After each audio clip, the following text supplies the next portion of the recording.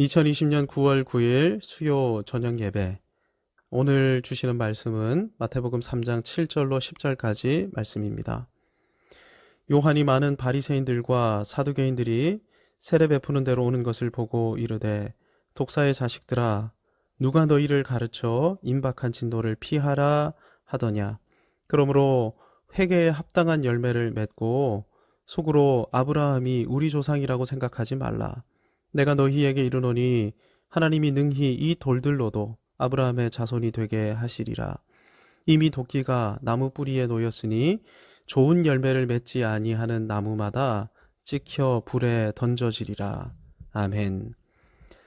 콩 심은 데 콩 나고 팥 심은 데 팥 난다는 속담을 잘 아실 것입니다. 이 속담의 원뜻은 원인에 따라 결과도 생긴다라는 것인데요. 어떠한 결과가 생기려면 그 결과를 도출하기 위한 과정이 반드시 필요하다는 것입니다. 콩을 수확하려면 어떤 과정이 필요할까요? 일단은 봄에 밭을 갈아야 할 것입니다. 그리고 그 밭에 콩 씨앗을 심어야 할 것입니다. 그리고 실제 농사를 짓기 시작해야 하는데요. 날마다 제때 물을 줘야 하는 것은 물론이고 필요한 영양분을 충분히 공급해 줘야 할 것입니다. 한국 교회가 새벽 기도 전통을 가지고 있는데, 우리 교회도 코로나 사태 전까지만 해도 매일 5시에 새벽 기도를 드렸는데요. 시골 교회로 가면 어떤 교회는 4시, 어떤 교회는 또 4시 반에 새벽 기도를 드리기도 합니다. 꼭두 새벽부터 기도회를 한 것인데요. 왜 이렇게 꼭두 새벽부터 모여서 기도했을까요?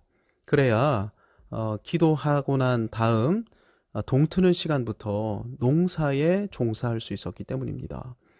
그만큼 우리 선조들이 부지런한 삶을 살았던 것인데요. 농경사회에서는 모두가 부지런할 수밖에 없었습니다. 왜요?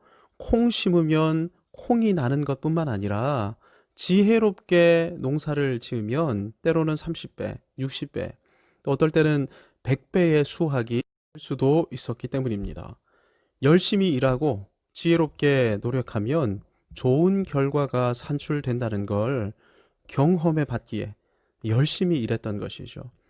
하나님께서 지금 이 세상을 이렇게 운행하고 계십니다. 그래서 우리 인생에서 가장 중요한 것은 예수님을 구주로 믿는 것이고, 그 다음으로 중요한 것은 좋은 습관을 만드는 것입니다. 콩을 심어야 콩이 나는데 좋은 습관을 심으면 복된 인생이 창출되기 때문입니다. 좋은 습관을 가진 사람만 좋은 사람이 됩니다. 좋은 습관을 가지지 못하면 어떤 사람이 될까요? 악하고 게으른 사람이 되는 것이죠. 어떤 사람이 부정적인 사람입니까? 부정적으로 말하는 사람입니다. 긍정적인 사람은요? 긍정적으로 말하는 사람입니다. 부정적인 사람은 부정적인 습관을 가지고 살아갑니다. 어떤 사안에 대해 말할 때도 최악을 늘 가정에서 말하고, 어떤 사람에 대해 말할 때도 비판, 비난을 일삼는 것이죠. 늘 불안하고 걱정하고, 그래서 예민하고, 뭘 해도 짜증만 나고, 입만 열면 원망과 불평이 쏟아져 나오고. 여러분, 이것이 부정적인 사람이 살아가는 삶의 방식입니다. 이런 사람은 결코 행복할 수 없죠. 문제는 신앙생활을 함에도 불구하고 이런 삶에서 벗어나지 못하는 사람이 있다는 것입니다. 하나님도 말하고 말씀도 말하고, 때로는 이것이 하나님의 뜻이니 이렇게 살아야 합니다, 이런 말도 하는데 태도나 습관은 변화되지 못한 것이죠. 본문에 등장하는 바리새인, 사두개인 같은 종교 지도자들이 이런 사람들이었습니다. 성경을 연구하고 사람들이 보는 앞에서 큰 소리로 기도도 하고, 헌금할 때는 채소 하나를 살 때에도 11조를 꼭 떼서 헌금을 하는데도 이 사람들이 어떻게 살았다는 것입니까? 다른 사람들을 향해서 11조 했어? 당연히 11조 해야 하는데 왜 안 했어? 그러고도 하나님을 믿는다고? 지난 주간에 기도 몇 시간 했어? 우리 조상 다니엘은 매일 시간을 정해서 3번씩 기도했는데, 내가 시장에서 큰 소리로 기도하는 것 봤지? 그런데 너는 왜 안 해? 그러고도 네가 하나님을 믿는다고? 지난 주간에 성경 몇 장이나 읽었어? 혹시 노아가 몇 년이나 방주를 지었는지 아니? 성경을 안 읽으니 그것도 모르니? 아이고, 그래서 천국에나 갈 수 있겠니? 비난, 정죄, 판단, 저주, 악담이 끊이지 않고 그래서 입만 열면 사람을 못 살게 구는 악한 말들만 마구 흘러나오는 것이죠. 하지만 세례 요한은 이와는 완전히 달랐습니다. 뭐라고 선포했습니까? 회개하라, 천국이 가까이 왔다. 요한은 천국, 하나님의 나라를 선포했습니다. 그러니까 요한은 사람들을 향해 소망의 메시지를 선포했던 것입니다. 회개하기만 하면 하나님께서 모든 더러운 죄를 깨끗이 씻어 주실 텐데 그 표로 내가 이 물로 너희를 깨끗이 씻어 주겠다. 깨끗하게 씻음 받고 거룩한 천국 백성으로 하나님 나라 백성으로 살아가기를 바란다. 바리새인들과 사두개인들, 당시 종교인들의 말을 들을 때는 사람들은 나는 이것도 안 했고 저것도 안 했고 그래서 이것도 모자라고 저것도 모자라고 내 인생은 아무런 소망이 없구나. 그냥 이렇게 죄인으로 살다가 내 인생은 끝장나겠구나. 모든 걸 포기했었는데 세례 요한의 소망의 메시지를 들으니 새롭게 살 수 있는 기회가 있다는 것입니다. 이 말을 들으며 수많은 사람들이 세례 요한에게로 모여들기 시작했습니다. 이 말씀, 세례 요한의 말씀을 붙들고 회개하기 시작했고 죄 씻음 받았다는 표로, 징표로 세례에 동참하기 시작했던 것입니다. 죄악을 떨쳐버리고 거룩함과 정결함을 회복해서 다시 천국 백성으로 살아갈 소망을 사람들이 회복하기 시작했던 것이죠. 요한의 메시지를 들으면서 사람들이 요한에게로 모여드니 기존의 종교인들이 큰 위기의식에 사로잡혔습니다. 사람들이 자기를 떠나 세례 요한에게로 떠나가 버렸기 때문입니다. 그래서 본문을 보면 이 사람들이 세례 요한에게로 모여들었는데요. 무엇을 위해 모여들었을까요? 세례 요한도 비난하고 비판하고 험담하고 판단하고 정죄하기 위해서 모여드는 것입니다. 저 세례 요한은 이게 잘못이고 저게 잘못이고 그래서 이단성이 있어. 이렇게 말하고 싶어서 요한에게로 모여들었던 것이죠. 본문에서 요한은 이들을 향해 다음과 같이 선언합니다. 독사의 자식들아. 여기서 독사가 헬라어로 에키드나인데요. 이 에키드나는 영어로 serpent, snake, 뱀을 가리킵니다. 성경에서 뱀이 어떤 존재입니까? 창세기 3장을 보면 뱀은 여자의 후손인 하나님의 백성들을 공격하는 사탄을 가리킵니다. 그리고 뱀의 후손은 사탄의 졸개들을 지칭하죠.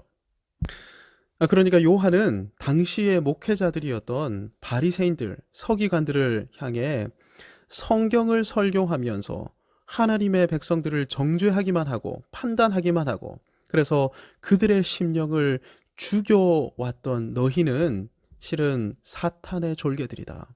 이렇게 선포하고 있는 것입니다. 그래서 구절을 보면 속으로 아브라함이 우리 조상이라고 생각하지 말아라. 이렇게 말하고 있는 것이죠.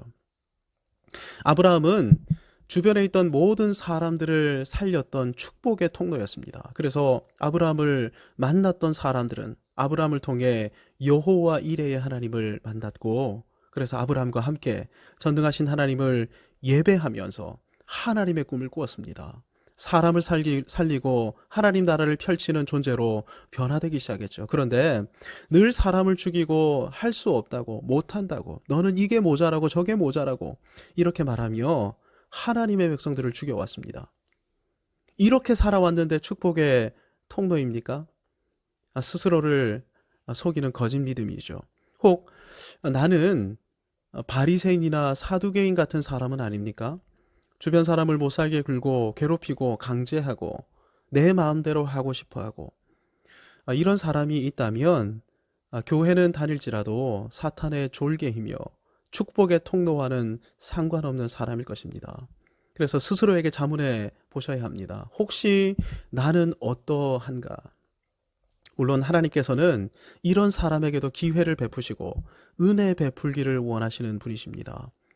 하나님의 은혜 받는 방법이 있습니다. 전심으로 회개하는 것이죠. 그리고 겸손히 죄 씻음의 세례에 참여하는 것입니다. 아울러 회개에 합당한 열매를 맺는 것이죠.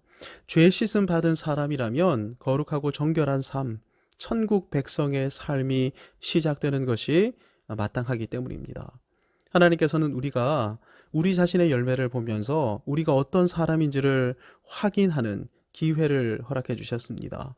열매를 보면 그 나무가 어떤 나무인지 알 수 있는 것처럼 말입니다.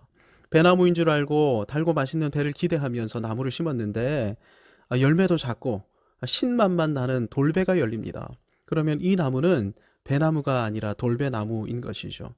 정말로 회개하고 세례받아 천국 사람으로 변화됐습니까? 그렇다면 그 사람의 입에서는 부정의 말, 비판의 말, 험담의 말, 정죄나 저주의 말이 사라지는 것이 마땅한 것이죠. 천국 사람으로 살 기회를 베푸신 하나님의 은혜를 정말로 누리고 은혜 가운데 살고 있다면 은혜의 말, 용서의 말, 사랑과 배려의 말, 하나님은 표범의 반점이라도 없애주시는 능력의 하나님, 변화될 수 없는 나를 변화시키신 전능하신 하나님이라는 긍정의 말, 믿음의 말이 흘러나와야 하는 것입니다. 그런데 이것을 거절합니다. 나는 그냥 이대로가 좋으니 그냥 이대로 살래요. 아니 뭐 그냥 교회만 다니면 입으로 예수님을 믿는다고 말하기만 하면 다 천국 가는 거 아니에요? 아닙니다. 오늘 말씀은 다음과 같은 엄중한 말씀을 우리 가운데 선포합니다. 좋은 열매를 맺지 않는 나무는 도끼에 찍혀 불에 던져지리라. 하나님께서 은혜 베푸시고 기회를 주셨음에도 불구하고 계속해서 비난하고 비판하고 험담하고 정죄하는 사람은 더 많은 하나님의 사람을 죽이는 일을 반복할 것입니다. 그래서 뱀에 대한 하나님의 예언이 무엇입니까? 여자의 후손은 내 머리를 상하게 할 것이요. 뱀은 여자의 후손 예수 그리스도에 의해서 머리가 깨지게 되는 것입니다. 머리만 깨지고 끝이 아니죠. 본문이 도끼에 찍혀 불에 던져지리라 이렇게 말씀하고 있기 때문입니다. 머리만 깨지는 것으로 끝나지 않고 지옥에서 영원한 심판 가운데 있게 된다는 것입니다. 하나님은 우리에게 새로운 은혜를 베풀기를 원하십니다. 회개함으로 죄 씻음의 은혜를 베풀어 주시는 것인데요. 죄 씻음의 은혜, 용서의 은혜를 누리십시다. 그래서 다시 거룩하고 정결한 삶, 하나님 나라에 헌신하는 복된 삶에 우리 자신을 들이십시다. 그 증거가 무엇입니까? 열매입니다. 내 입에서 나오는 말이 내가 맺는 열매입니다. 오늘 내가 살았던 삶이 열매입니다. 가족과 직장 동료, 주변의 이웃에게 나타내는 내 모습이, 내 삶이 열매입니다. 거룩하고 좋은 습관의 열매가 맺히고 있습니까? 은혜를 붙들고 좋은 습관, 거룩한 습관을 만들어 나가십시다. 좋은 열매를 맺는 만큼 이 땅에서 천국을 누리게 될 것입니다. 좋은 열매를 맺는 만큼 우리는 축복의 통로로 기능하게 될 것입니다. 좋은 열매를 향해 기도하고 순종하며 훈련하는 저와 여러분 모두가 되기를 바라고 우리를 통해 하나님의 용서와 복이 우리 주변과 이 세상으로 흘러가 영광스러운 주님의 통치가 임하게 되기를 소망합니다. 주님, 우리를 사용해 주옵소서. 아멘.